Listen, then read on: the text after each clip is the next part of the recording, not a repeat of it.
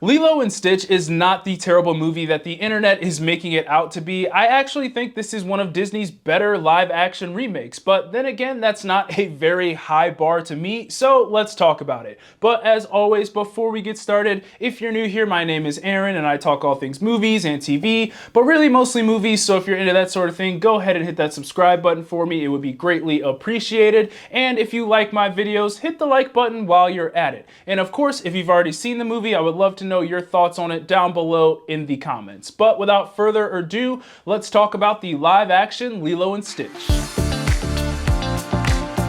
When they first announced they were coming out with a live action Lilo and Stitch movie, I was of course first excited because, well, I grew up with the original, and I think the original came out in like 2002, 2003-ish, but those years were like my prime Disney fandom years, so I am in love with the original, and I just watched it a couple of days ago, and it still holds up today. I love it just as much as I did back then. So with this new live action adaptation coming out, I was of course excited, but also a little hesitant because this is a tough concept to adapt in live action. This was originally supposed to be just a Disney Plus movie and go straight to streaming, but just like with Moana 2, I'm guessing that Disney realized that, hey, if we put this in theaters, we're probably gonna make a boatload of money, so that's what they probably did. And I can't say I blame them because the Stitch IP, I believe, is like top 10 in terms of sales and merchandise for Disney. But anyways, we all know the story of Lilo and Stitch. It follows sisters Nani and Lilo, and once Stitch comes along and joins their small little family, well, things get pretty chaotic. Jumping right into the good, and the first thing I have here is of course our two main characters, the two characters that this movie is named after, and that is Lilo and Stitch. Now, one of my main worries about this movie was how Stitch was going to look in live action, and I just thought if this thing was going to have any chance at being good,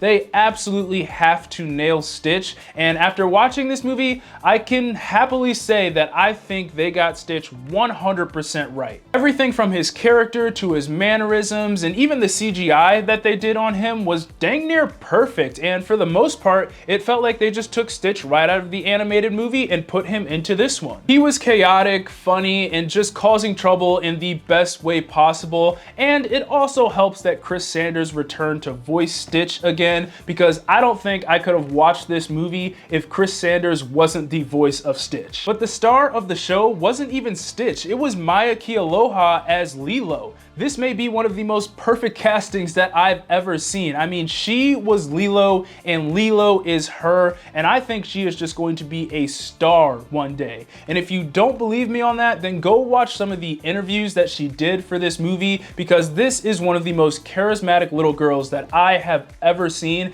and that charisma showed up on screen when she was playing Lilo in this movie. She was really adorable and just so much fun to watch in this movie, and you can criticize this thing all you want, but there will be absolutely no criticism towards Maia Kealoha, because if you've seen this movie, you know that there is no one else on the face of this planet that can play Lilo better than her. But then you pair her up with Chris Sanders and Stitch, and they were hands down the best part of this movie. They have the same relationship that they did in the original with a little bit more added on. And I think that relationship between Lilo and Stitch is plenty enough to get you to enjoy this movie. Next up for the good is that even though there were some changes to the story, I still think the heart of the story remained the same from the original. You still feel just as invested in this little family of Lilo, Stitch, and Nani, and I think that phrase of Ohana means family and family means nobody gets left behind reigns true in this movie. They also added a little bit more depth in this movie, especially with Nani's character. She had this whole side story of wanting to be a marine biologist, and that actually plays a pretty big role in this movie as we approach the end,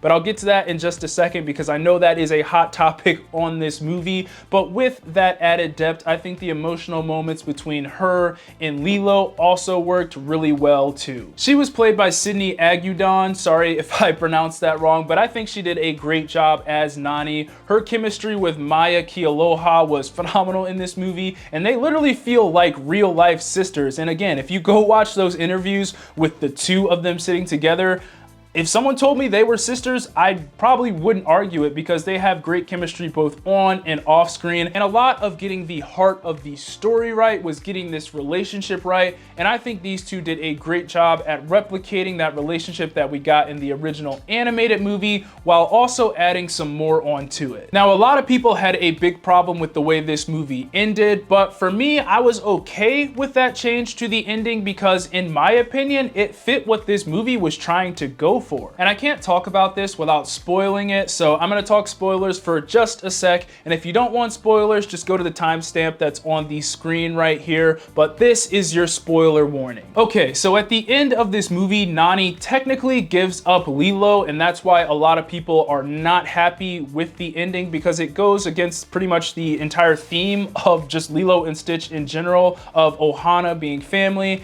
and family meaning nobody gets left behind. So I completely understand why people are mad at that, and that is a valid criticism of this movie, but here is why I'm kind of okay with it. Nani didn't necessarily put Lilo in the system. She allowed Tutu, who was played by Amy Hill, to look after her, and this movie made it clear that Tutu is not just their neighbor, she is their Ohana as well. So Nani left Lilo with family, and it's not like she abandoned her. In the mid-credit scene, they literally showed that Nani can visit Lilo instantaneously. And let's be clear, Nani did not want to leave Lilo behind. It was Tutu that convinced her and said that she also has a responsibility to not leave herself behind as well. Plus, Lilo wanted Nani to go study marine biology too. So that's why I think in the context of this movie and not the context of the original movie, this ending works well because everyone gets what they want. Nani is able to go study marine biology, Lilo doesn't end up in the system, and Nani can visit Lilo whenever she wants. Moving on to the so-so, and the only thing I have here is that this movie does have a teeny bit of a pacing problem, especially more in the beginning. The beginning of this film was extremely fast to the point that it felt rushed. We were jumping around from scene to scene, and this movie really didn't give itself any time to just breathe and settle in. That first 20 minutes, because of all that jumping around, felt very choppy and chaotic and messy and just really disorienting at the end of the day. But I think once we got to that first meeting between Lilo and Stitch, which was adorable by the way, even though it was a teeny bit different from the way it happened in the animated movie, this film was able to find its footing and really even that pacing out just a little bit. And finally, getting into the bad, and the first thing I have here is what they did with Gantu and Jumba. Now, my biggest dislike with this film is the exclusion of Gantu, and if he was just a side character in that original animated movie, I would have probably been okay if they left him out of this one, but he wasn't a side character in that movie. He was the main villain and played a pretty big role in that film, so I just couldn't fathom why they left him out of this movie. I think it was the director that came out and said that Gantu was just really hard to adapt in live action, and there's a part of me that understands that, but there's also a part of me that says that, hey, this is a Lilo and Stitch movie. This entire concept is hard to adapt in live action. So I just really didn't like that explanation on why Gantu wasn't in this film, because you can make that same argument with every single CGI character in this movie. But the worst part of all of this is that they still redid scenes that heavily involved Gantu, but since they didn't have Gantu in this movie, they had to replace him with someone in those scenes, and that person was sadly Jumba. And just like a lot of other people, I hated what they did with Jumba in this movie. Due to the absence of Gantu, they made him the main villain, and it just didn't work at all, in my opinion. This was a drastically different Jumba than we got in that original animated film, and no disrespect to Zach Galifianakis, but I do think he was miscast in this movie. His voice just didn't match the way Jumba looked at all, so every time he talked in this movie, it just felt kind of weird. I think Billy Magnussen did a solid job as Pleakley because even though it was a little bit different, it still felt like Pleakley. But when it came to Jumba in this movie, I just think they completely whiffed because it just didn't feel like Jumba at all. And the last thing I have for the bad, and this is just a common problem with all of these Disney live action action remakes, and that is that these concepts just don't really translate well to live action. Even though I enjoyed my time with this movie, and I do think it's one of Disney's better live action remakes, those iconic moments that they repeat in live action just don't feel the same, and they don't have that same sense of wonder and hope and magic that they do in the animated version. The Hawaiian roller coaster ride surfing scene was cool in this one, but man, it just didn't feel as special as it did in that first movie. Live action can be cool, but there's also limits to it as well that animation doesn't have, and I just think Disney continues to run into that problem of not being able to do as much in live action as they were able to do in animation. And that's why I think these films continue to lack that magic, hope, and wonder that we felt when we watched those animated versions. This is still a good movie, but it is nowhere near close to what the original is. So at the end of the day, I think this is a cute family movie that will be easy to enjoy.